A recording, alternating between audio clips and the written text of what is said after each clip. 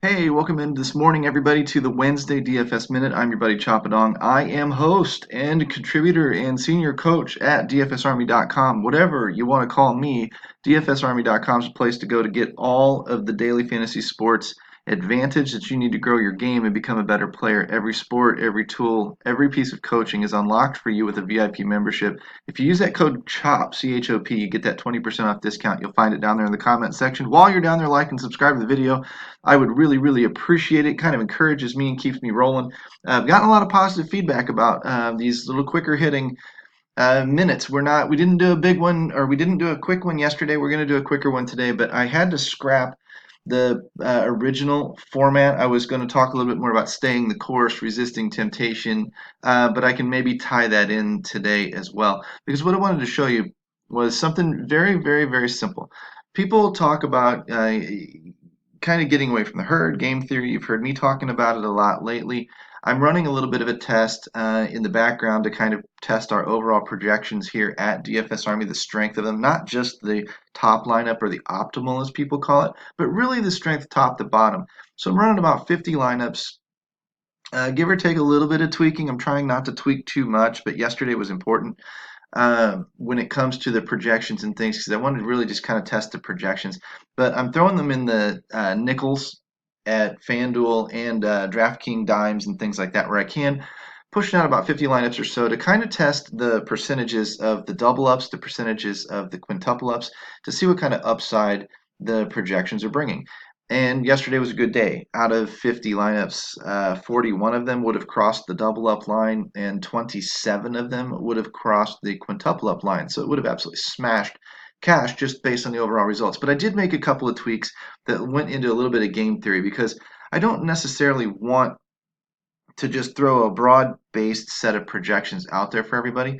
I want to teach people inside the Army also how to use those projections to your advantage, exploit everybody just pushing buttons and everybody doing what I'm telling you I'm trying not to do, which is just operate off of projections and just kind of run things out there. I mean, we can randomize our lineups inside the optimizer. We can increase the unique players per lineup. We can bump projections a little bit here and there. We can play with capping our ownership. Maybe we don't want anybody in more than 50% of our lineups, or maybe we have a couple of players that we ran the projections we don't see, and so we want to force them into 10% or so of our lineups. That customization in that optimizer is absolutely incredible, and it allows you to do things like happened last night because we had a discussion about LeBron James being sick and how much ownership he was going to carry. And it kind of got us talking inside the Army as a discussion group. Wish I could go back and show you the conversation because one of our coaches pointed out a game plan, and then I came in and asked for more clarification because I think that a little bit of elaboration was needed. And the response that I got the second time was absolutely incredible. And that's tip number one to new VIP members. When you come inside and you ask a question, if you don't get the answer that you want, ask again or ask for more clarification or throw another question back saying, okay, I see you're saying sort of this, but what about that? Kind of start that debate. Don't be a dick, don't be rude, but just kind of start that debate back and forth because that's when you're going to see where the coach is getting his information from. You're going to learn whether or not that's something that you want to follow, and you're going to become a better player yourself. So, yesterday, in asking that question, I kind of said, LeBron worries me a little bit because he doesn't usually test his ceiling. I looked at some consistency numbers in the research station. I looked at how often he hit 6x, 7x, etc., and said he doesn't necessarily have that. Yeah, he has a floor, but he doesn't necessarily have the slate breaking upside, in my opinion. Our coach came back and said, but he does. He does. And he doesn't maybe often, but he does. And then I started thinking to myself, and I wish I would have carried on the conversation, but I got busy and had to run off and do some things. But the next thing I thought was, but he's being reported as being sick. LeBron tests his upside in games that are competitive, at least to my knowledge, games that are competitive, games where he's being pushed, games where he's being forced to be competitive, right? That's typically when anybody is on the floor for maximum minutes, is scoring, and if they have a good night, give the ball to the hot hand, parlay, and get a big score out of a guy. However, if you're sick, how much are you really going to be willing to do that? And in a game that is supposed to be a blowout with a big spread, there's an increased chance that it actually is a blowout, and he's not really needed and doesn't really want to play anyway. So those factors led me to believe that there's a much smaller chance that he's going to test that ceiling tonight. And given the opportunity, or given the ownership that he was supposed to carry based on ownership projections and whatnot through the industry, oh man, that was way overboard, 50% or so on a guy in a tournament lineup that probably isn't going to be in the tournament winning lineup. Now he had a good game, but he didn't go for any 80 points or anything. So add that into the next theory, which was, well, if LeBron is sick and isn't healthy and is sort of putting up a dud, I'm going to go underweight on him here and go down into like the 10% range or so, maybe 15 to 20%, but I'm going to try and get way under that 50% and hopefully get underneath the field, even if that projection's overcooked and he's not really that high. But who's going to have a big game if LeBron's not really on the floor? Well, Anthony Davis. And we know Anthony Davis can score 90 points and can be that GPP winning slate breaker. And he was going to do so at much lower ownership because everybody was on LeBron. And so I went through our optimizer and ran the 50 lineups. Didn't really change a whole lot. And just went in and said, well, I mean, I'm going to cap everybody's exposure to spread out a little bit, like, 60, 70, 80%, whatever. But then I said, you know what? I only want a maximum of 20% LeBron. So I changed that. And then I said, I ran it, and there was no Anthony Davis in that first run because there was so much LeBron. And I said, well, okay, then clearly the pivot here is to force Anthony Davis in to some lineups. So I forced him in like 10% because I know he's an injury risk. And I didn't want to really go nuts with 50% Anthony Davis and either have him get hurt or have it really not pan out or whatever. I'm still trying to kind of test those projections. So I still sort of had that in my mind, or I didn't really want to go balls to the wall and make a stand. It would have been pretty cool if I did, and he would have broke the slate. But we all know he broke his butt instead and left the court. So really what we're after is the pivot of cap LeBron, push some Anthony Davis in there, and then let the projections do the work from there on out. And I'll tell you why this is really, really, really, really important, what I'm getting at, because I'll show you the results here.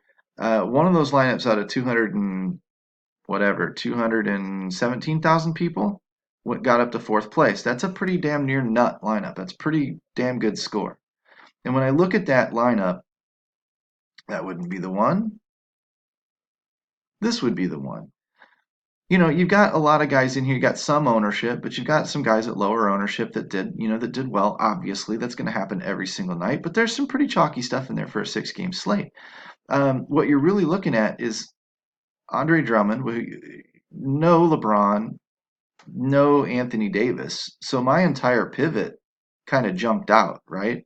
Didn't really matter. 28% was LeBron in the contest at 49 points and 10-9, so 5x ish. That's a good floor game for cash games. That ain't winning you a tournament. As a result, he's not in this winning or close to winning lineup. If I went up and scanned the winning lineups, I don't think he was in those either. In fact, to find a lineup with LeBron in it, I had to come down to, like, if I show you the second lineup, the second highest lineup I had is way down the list, but no LeBron, no Anthony Davis. Third lineup, there's Anthony Davis because the rest of the dudes went off, but no LeBron. Go down to the fourth one. This might be the one with LeBron. Nope, no Anthony, no LeBron. So you can keep going down here, and any of these things that were in the top 2,000, top 21 people, only one of those lineups had even Anthony Davis in it. There's no LeBron in there. Okay, so here's where I'm going with this, and what I'm trying to tell you is that by making that simple switch, that little bit of a kind of a theory, kind of taking a stand but not a super hard stance, I came off of what was going to be about 50% LeBron ownership. And I went all the way down. The optimizer still put 20% on me. I said, fine, whatever. I don't want to keep goofing with this and get it down to 14% or be super specific. It's fine. I've got my 10% Anthony Davis in there. I'm good. But that 30% shift down off of 50% of LeBron down to 20% of LeBron, what it really did out of those 50 lineups was give me 30% more lineups without LeBron. LeBron didn't end up in the winning lineup, so I had 30% more chances to win, if that makes sense. 30% more chance to win, which amounts to what, 15 lineups or so out of 50? At 15 more shots to use our projections outside of LeBron to push him through. That's what produced the fourth place lineup. Not some master tweak, but just the fact that I freed up room off of somebody that was going to be rather chalky. I freed up room away from the optimizer, what it was pushing me to make a small change that ended up having a big result. This is how you guys are going to learn inside DFS Army to basically tweak the machine to give you the results that you want. And if your theory pans out, which mine didn't, Anthony Davis didn't win me anything. That was really what I was going for. But by freeing up all of that other room in the optimizer to find other combinations, it did find something for me. Okay, now where this ties in with all of this coaching and everything else, and I'll leave you with this last tip. So why not 150 lineups? I don't know. I just decided originally that I was going to test it on 50 lineups. I didn't want to run a full 150 in the nickels and then move up to the quarters and whatever else. I can move up with 50 or so and kind of play around and still do my other DFS stuff without dipping into my bankroll too hard. This is just kind of a small test that I'm running for the benefit of the Army so that I understand how good we're doing so that I can report back and talk to the guys behind the scenes about, what I'm seeing and what I'm tracking so that those guys can go and make the changes they need to make to get better. But that said, it can't be much of my bankroll, my overall play, in out and around other things because it hinders what I'm trying to do too. But let's say this really works, and let's say I get 41 out of 50 lineups through the double ups quite often. Why wouldn't I MME those double ups? Why wouldn't I get in the big double up and put 50 unique lineups in there? If I'm pushing more than 25 across the money line, then I'm profiting. I get around all of those trains. I duck and dodge all of the mass duplicate lineups and crap out there, and I give myself multiple shots at cashing in those double ups. But I have to get more than half of my lineups through, or I don't double my money and make money. Same thing with quintuple ups. If I don't get 20% of my lineups, 20% of 50 lineups is 10 lineups. If I don't get 10 lineups through, I don't break even in the quintuple ups. But that's another theory. If I get my core and can push the projections and stuff forward enough that I can get more than 10 lineups out of 50 across, more than 1 out of 5 lineups across that quintuple up line, why the hell am I not in the multi-entry quintuple ups and putting in unique lineups? So I can get you've heard me talk about this in videos too, I can get my volume through one lineup with lots of different people I'm competing with, like a 50-50 or a double up, of course. But I can also get my volume through, or head-to-heads, I guess I should say, or I can get my volume through, one multi-entry contest with a lot of different unique lineups in it. So either way I get my volume is fine. You can zig when the industry zags, but there's a lot of different things that you can do. And MMEing those multipliers might not be a bad way to go if you're trying to exploit the massive herd mentality that this industry has right now centered around these optimizers. If you can find a couple of small pivots off of those key plays like I'm showing you right now and get some results with them, track them over time to build some confidence in what you're doing, and then go into those contests where all of those fish are swimming around, you just bundle them all up in a barrel and you throw them to the side because if most of your stuff leapfrogs them, you're golden, man. This is where we're going. This is the next level. This is the new opportunity to exploit the edge. And this is the type of coaching you're going to get inside the DFS Army. Now, I can see a result like this and all of a sudden snap my wad and say, holy crap, it's not that much money to go to 150 lineups. At 50 worked, 150. Whoa, whoa, whoa, whoa, not so fast there, little pilgrim. Not so fast. Because the only way you can build a sample size is to stay the course. You have to stay the course over a large enough sample. It does me no good to one day do 50 lineups, the next day do 75, the next day do 10 lineups, the next day do 100, the next day do 30. I don't know where I am. I don't know where I'm tweaking my system. I don't know what the hell's going on. I can't track anything consistently or rely on any of my sample that I'm building because I haven't stayed in one place long enough. I need to stay in one place. If I want to go run 150 lineups today in quarters or whatever, because all of a sudden there's this new influx of money into, the $100 won into the bankroll, and I've got money to burn and blah, blah. No, no, no. That is recipe for going busto in like 4 days. And I think that's a massive issue inside the industry right now. Why a lot of people need the coaching, and why a lot of people come in complaining about how they haven't done the search and they don't think they're very good players. It's not that you're not very good players, it's that you're not managing your money. So if you run these tests and you run these sample sizes and you only move when your sample size tells you to move because you're tracking your contests, everything I've been telling you over the past few weeks, then you can make adjustments to what you're doing, but not until. Otherwise, you're chasing your tail and you never know where you're going wrong. I'm going to change one thing at a time. It may be increasing my lineups. It may be getting more aggressive with projections. It may be changing unique players in the optimized stuff to broaden out or tighten up or whatever.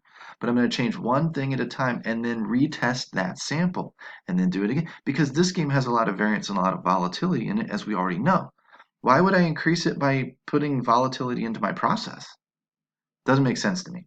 So we need to resist that temptation and stay the course when we're tracking something to let the sample play out. If this is the type of advice that you need or that it would help your game, you need to get in here and become a VIP. You need to talk to me, you need to talk to our other coaches, and you need to get your game on track because we can do it. If you noticed last night, we had a $100,000 winner. We had another $7,000 winner. We had guys that did great things inside DFS Army as a group because our coaches are able to dig into your game and help you fix what's going on. If we only talk about it, why don't you give us a chance to talk about it? Come on in, click the link, use the coupon code CHOP, CHOP, trigger the 20% off discount. Like and subscribe to the video while you're down there, and we'll talk to you more tomorrow. Take care, guys.